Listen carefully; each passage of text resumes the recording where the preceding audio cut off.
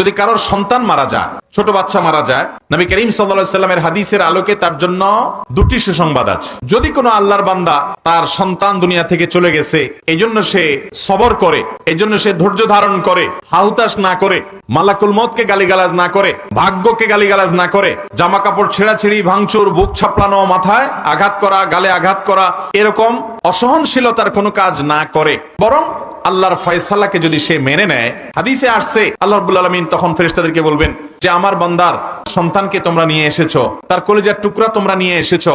সন্তান হারানোর পর আমার বান্দার অবস্থান কি?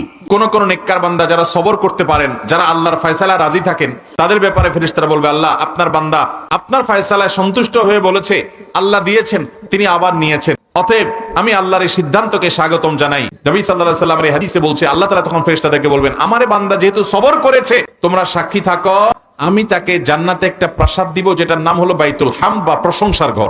যেহেতু সে আমার প্রশংসা করেছে, তাকে আমি এরকম একটা মর্যাদা দিব যে মর্যাদাটার নামই দেওয়া হবে প্রশংসার প্রাসাদ।